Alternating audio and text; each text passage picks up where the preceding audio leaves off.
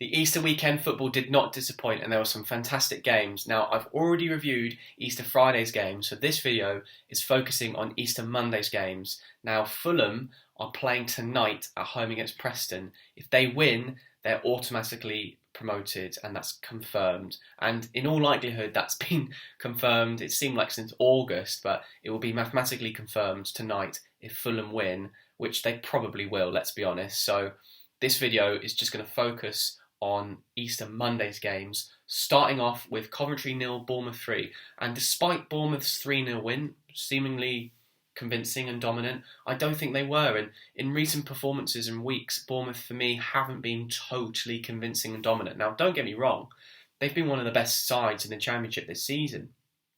But I just don't think they've shown the form that makes pundits and neutrals and observers like me stand back and go, okay, this is a side not to be messed with, and that could seriously have a good season next season in the Premier League. Bournemouth, they only had 5 shots on target. No, they only had 5 shots in the whole game, and 3 of those were on target. So they were very clinical. And to be fair, their first goal was really nice. Good link-up play from Anthony and Smith on the left-hand side. Great cross from Smith, who, to be fair, is a right-back, playing at left-back.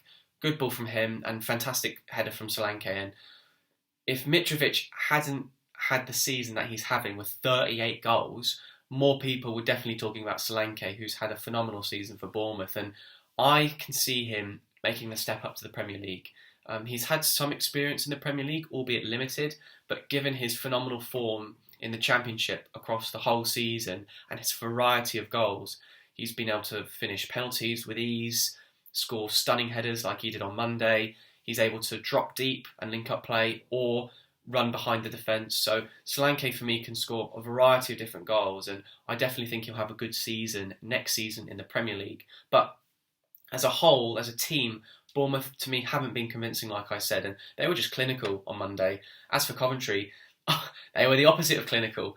If you had Gohares and maybe Godden playing together up front, they might have taken 1 or 2 more chances, but Callum O'Hare and Gustav Heimer did link up well together again on Monday, but like I said, Coventry just were not clinical. And if Coventry can keep the core group of attacking players for next season and then maybe add 1 or 2, I definitely think they can push on next season for a potential playoff spot. So Coventry fans shouldn't be too worried about this game or performance, but Bournemouth, I guess it's a typical football cliche, but at this stage of the season, they don't need to perform too well. They just need to get the wins and the points, and it's looking like they will get promoted, because even though they're 7 points away from Forest and Forest have to play Bournemouth, there are only a few games left now in the season, and Bournemouth, I think they'll do enough to get over the line, to be honest. But it's not all completely over, and the likes of Forest and Huddersfield could potentially catch them, especially Huddersfield though, given that they won 2-0 away from home against Borough in what was a really good performance from them.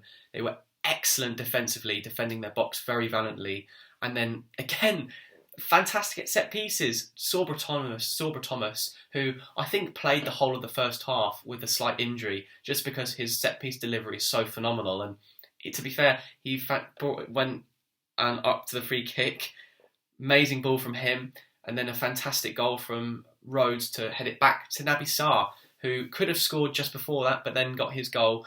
And like I said, throughout the whole season, Huddersfield have been excellent at set pieces. They defended very well, and on the counter-attack, they were excellent, and that's how they got their second.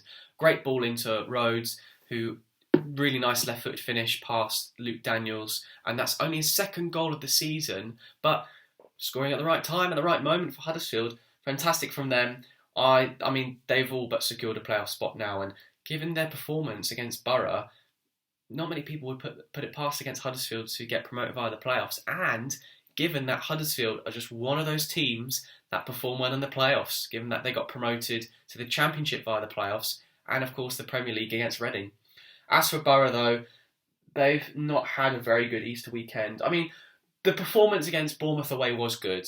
Clean sheet, they were the better team, they were decent, but then today, or Monday, sorry, they weren't particularly good. They weren't at the races, and I wouldn't be too worried about them though, because like I've said previously in the review about Easter Friday's games, Borough play Cardiff and Stoke at home, who aren't have got enough. They've got nothing to play for. So you'd imagine Borough will probably beat those teams, and then that will give them a great chance of finishing in the playoffs. And given other results elsewhere, meant that Borough still got that chance to catch teams like Sheffield United and Luton. Speaking of Luton, though, they won 1-0 away from home against Cardiff. Fantastic Easter weekend for them, winning 1-0 against Forest and Cardiff and keeping back-to-back clean sheets, of course. Pretty flat start from Luton, though, which is not really typical of a Nathan Jones team, but they grew into the game and eventually got that goal through a great Snodgrass cross to Cornock, who has scored a fantastic header. I think Cornock's a really decent Championship player, because he can score different types of goals, similar to Solanke, and this was a stunning header from him after a great cross from Snodgrass, who for me was my man of the match. But Cardiff, they played the same team as they did against Reading, and it just further highlights that they know their season's done and they can afford to play young players and play different players in different formations. But they weren't that good. I think they potentially earned a point. They had a massive chance in the second half through Isaac Davis. But Luton, clinical from them, and it gives them a massive platform to finish in the playoffs. Borough could still catch them, or maybe even Millwall, but Luton, given that they got back-to-back wins and clean sheets now over the Easter weekend period, gives themselves a massive chance of finishing in the playoffs.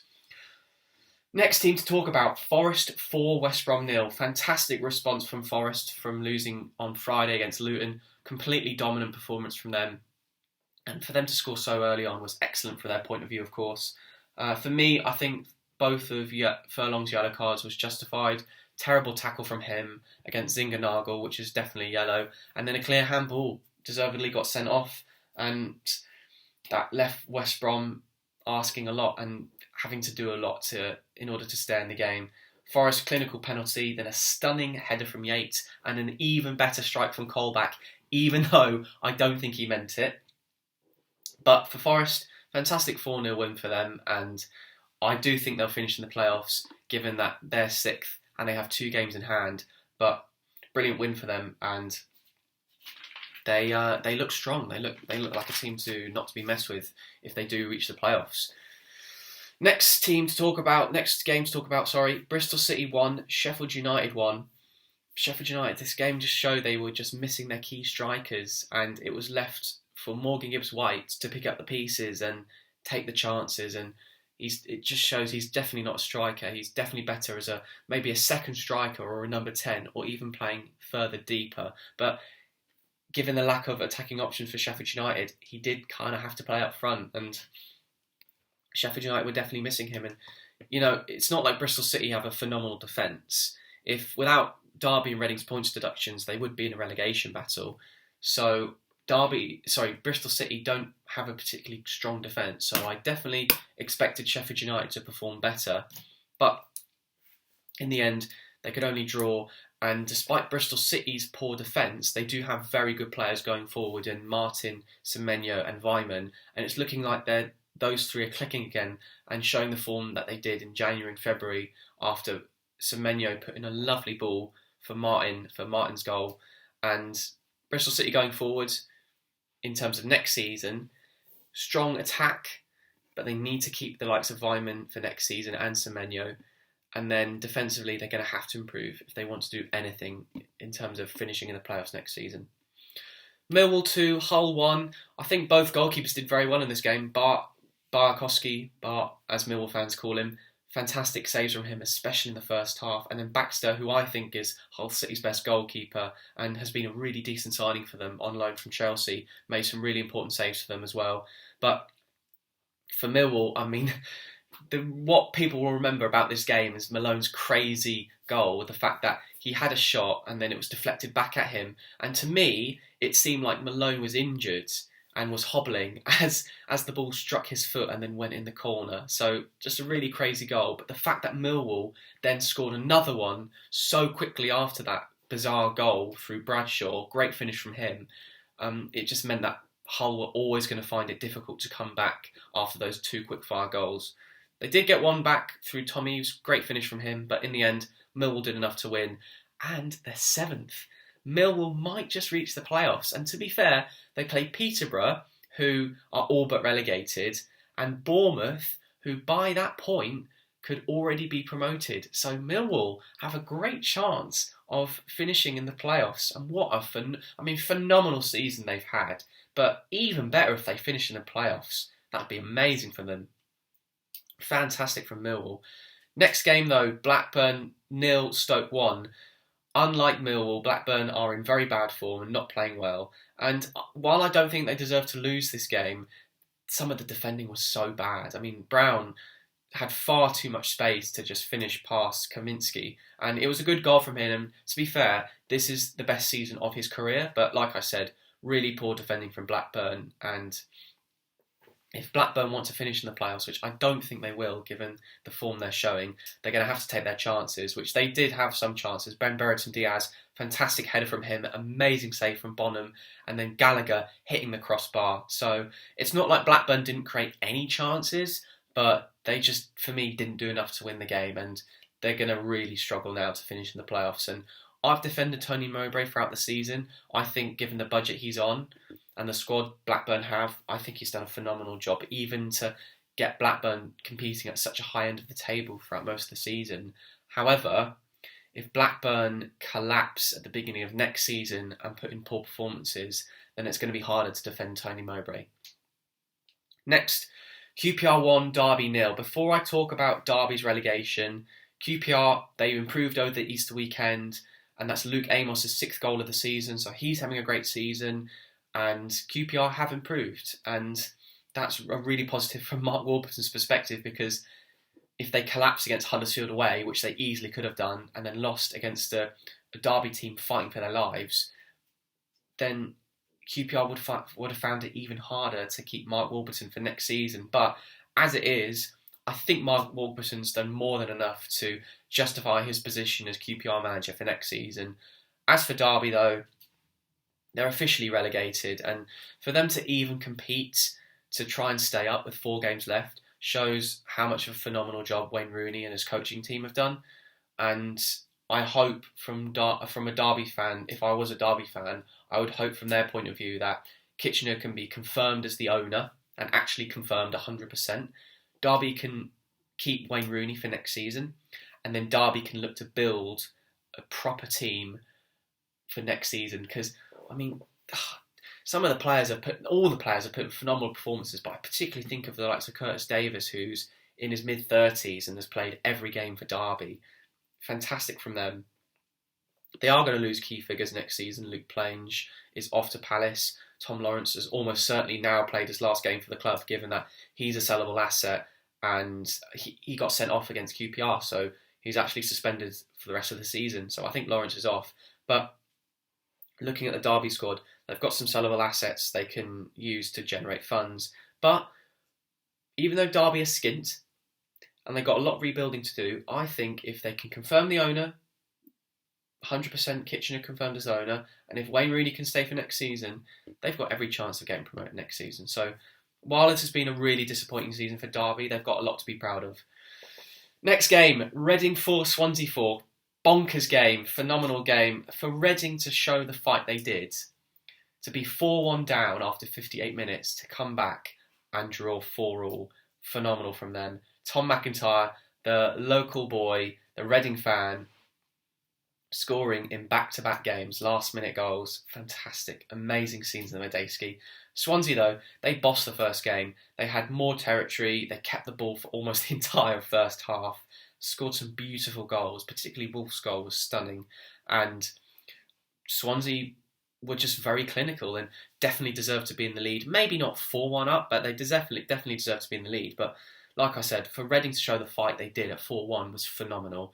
In months and weeks gone by, Reading would have just collapsed at 4-1 or have just not put in the effort. But they showed the fight and effort and deservedly got it to 4-4. Amazing from Reading. That's them, I think, safe now. And look, long term, going forward, if you're looking at both teams, Swansea are much better suited for a long-term project going forward, given they've got a young manager in Russell Martin, they've got a clear identity, young players, and they've got an embedded style that they know of. They just need to work on things like concentration and focus, because at 4-1, they did look like they were on the beach and cruising and looked like game over. And look, most people would have said game over, but Reading fought back, and Swansea, they just didn't react to that situation at all and were completely stunned by Reading's ability to press high up the pitch and attack the Swansea goal. So Swansea got a lot to learn, but like I said, they've suited much better long term than Reading are, who